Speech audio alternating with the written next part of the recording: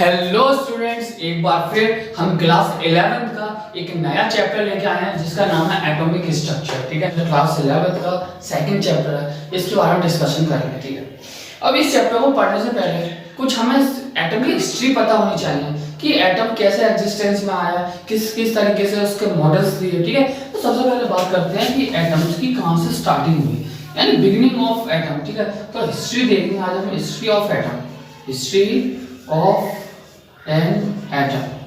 तो किसी एक एटम की हम हिस्ट्री देखेंगे, ये एटम कैसे एग्जिस्टेंस में आया। तो ये बात है 500 बीसी की, 500 बीसी की बात है। ठीक है, ठीक है। एक हमारे इंडियन फिलोसोफर थे, इंडियन फिलोसोफर थे।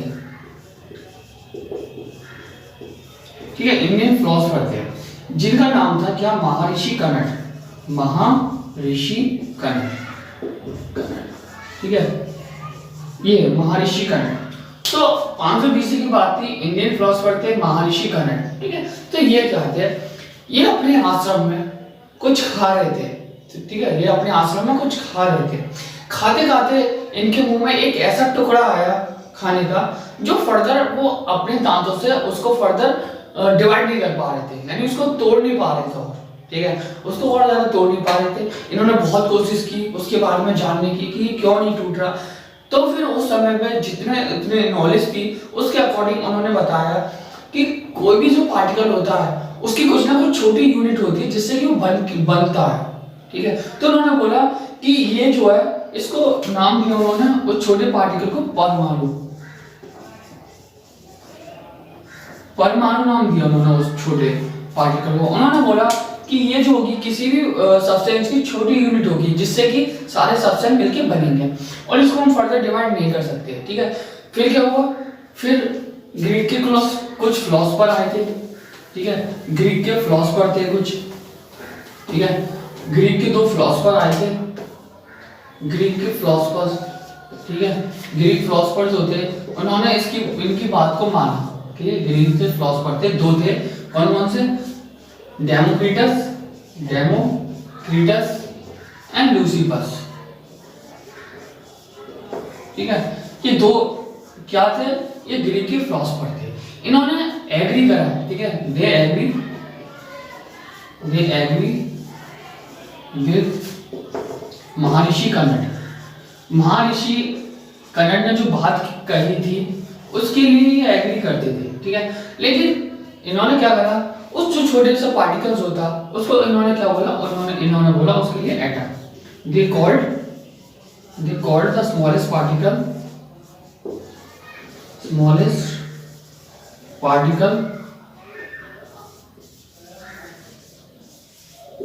उन्होंने बोला उसको एटम।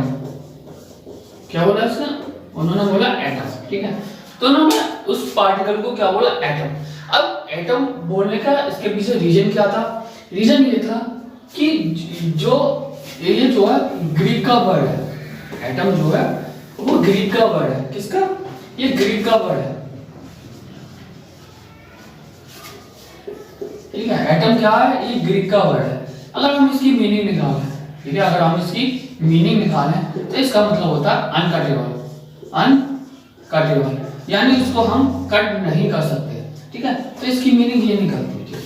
तो इस तरीके से इस पार्टिकल का नाम पड़ा एटम, जिसको ग्रीक का वर्ड है, जिसका मीनिंग होता है अनकटेबल। ठीक है, अब ये इसके बारे में ज्यादा कुछ नहीं बता पाए थे। फिर क्या हुआ, फिर हमारे एग्जिस्टेंस में आए डाल्टन। फिर क्या हुआ, फिर डाल्टन आए इनके बाद। डाल्टन ने क्या करा 1808 में। ठीक है, 1808 की बात है, ये इंग्लैंड में इंग्लिश के लेक्चरर थे, इंग्लिश के टीचर थे। ठीक है, इंग्लिश के टीचर थे। ठीक है, इन्होंने क्या करा कि इन्होंने एटम के बारे में पढ़ा, एटम के बारे में ब्रीफली पढ़ा। उसके बारे में पढ़ने के बाद इन्होंने कुछ अपने पोस्टुलेट्स दिए थे, जिससे कि अपनी थ्योरी को उन्होंने लोगों के सामने रखा। ठीक है, तो कुछ इनके पोस्टुलेट्स थे, इन्होंने कुछ पोस्टुलेट्स दिए थे। ठीक है, तो हम अब इनके डाल्टन के पोस्टुलेट्स देखते हैं। ठीक है, अब डाल्टन के क्या पोस्टुलेट्स थे, postulates of Dalton,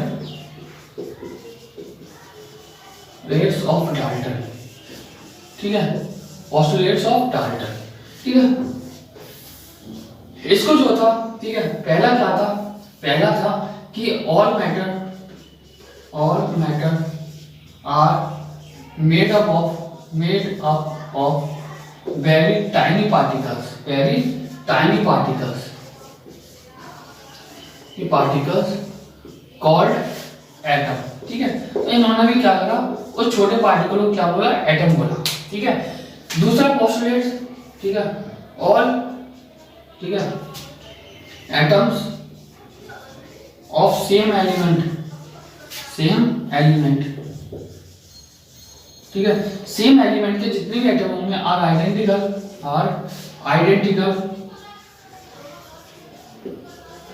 in all the respect, ठीक है। अब इसका क्या मतलब है, इसका ये मतलब है कि जितने भी एटम्स होंगे किसी सेम एलिमेंट के, किसी सेम एलिमेंट के जितने भी एटम होंगे वो आइडेंटिकल होंगे ऑल द रेस्पेक्ट। इसका क्या मतलब कि उनका साइज, ठीक है, मास और शेप, ठीक है, ये जो होंगे कांस्टेंट होंगे, सारे के सारे सेम होंगे। अगर हम किसी एक एलिमेंट के कई सारे एटम तोड़ें तो उनके जो एटम्स होंगे उनका शेप, साइज और मास कैसा रहेगा, सेम रहेगा, यानी वो आइडेंटिकल होंगे इन ऑल द रेस्पेक्ट, ठीक है। तो आप अपने पहले जो दो पोस्टुलेट्स लिखिए, फिर हम रफ करके आपको और पोस्टुलेट्स बताते हैं। तो अपने तीसरा जो पोस्टुलेट था उसके बारे में चलते हैं कि atoms of different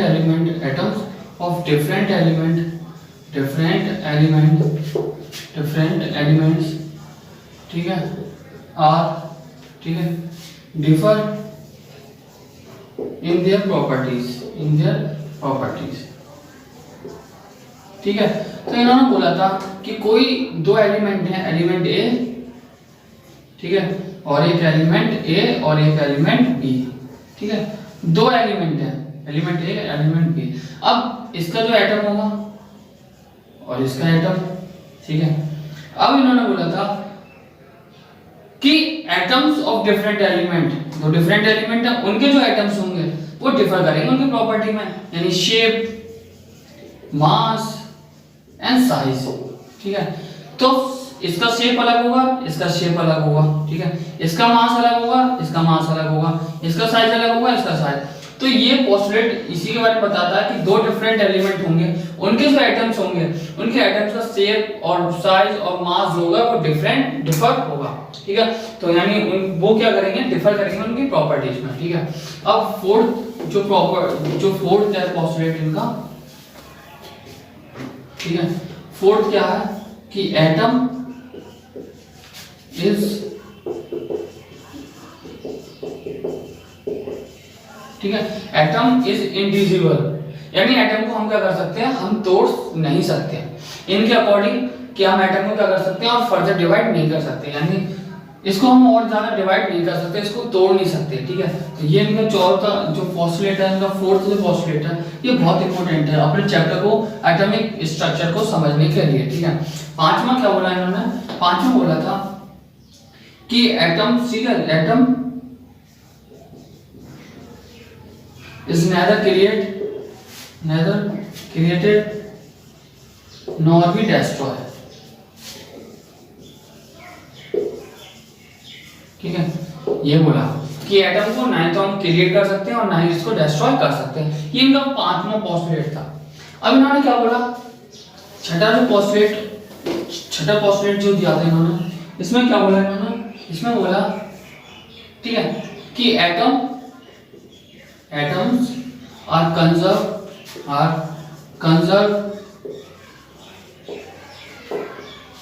in a chemical reaction,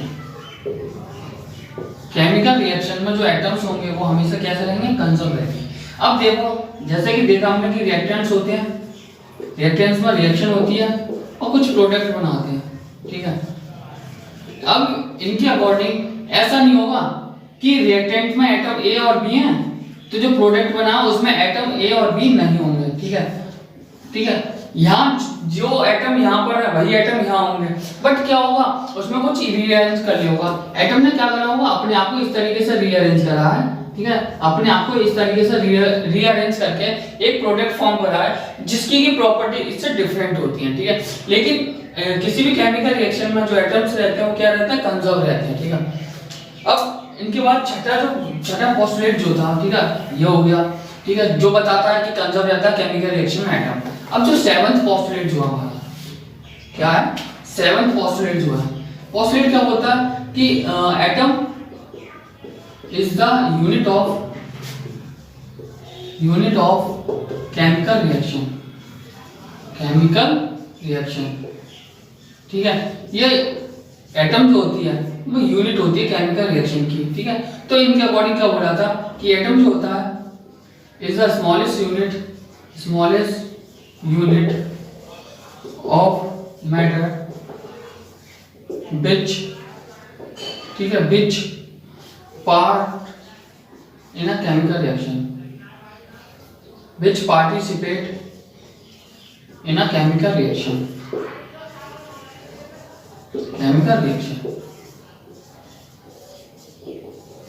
ठीक है। ये इन्होंने बोला था कि एटम जो होते हैं, ठीक है, वो स्मॉलेस्ट यूनिट होती है मैटर की जो पार्टिसिपेट करती है केमिकल रिएक्शन में। यानी सेवन पोस्टुलेट बताता है कि एटम जो है वो केमिकल रिएक्शन की यूनिट होती है, केमिकल रिएक्शन की यूनिट होती है और सबसे स्मॉलेस्ट यूनिट होती है मैटर की जो पार्टिसिपेट करती है केमिकल रिएक्शन में, ठीक है। अब इन्होंने ये पोस्टुलेट दिए, ठीक है। अब इनके ड्रॉबैक्स क्या थे, इनके कुछ ड्रॉबैक्स थे, ठीक है। ड्रॉबैक्स क्या थे इनके, ड्रॉबैक्स देखते हैं। Drawbacks of Dalton's atomic theory, and Dalton के एटॉमिक थ्योरी के ड्रॉबैक्स क्या थे। इन्होंने बात कही थी कि एटम, पहली बात कही थी इन्होंने कि दो एलिमेंट होंगे, यानी एलिमेंट ए, ठीक है, ये एक एलिमेंट बी, ठीक है, एलिमेंट बी, ठीक है। अब इसका एटम और इसका एटम, ठीक है, ये डिफर करेंगे, डिफरेंट होंगे दोनों, ठीक है, ये। लेकिन हमें पता है कि आइसोबार्स एग्जिस्ट करते हैं, ठीक है, एग्जिस्ट करते हैं। जैसे कि सोडियम ले लिया हमने, ठीक है, सोडियम ले लिया, ठीक है, और हमने ले लिया पोटेशियम, ठीक है, पोटेशियम ले लिया। पोटेशियम में कितना होता है ये, ठीक है, कैल्शियम हो गया ये, ठीक है।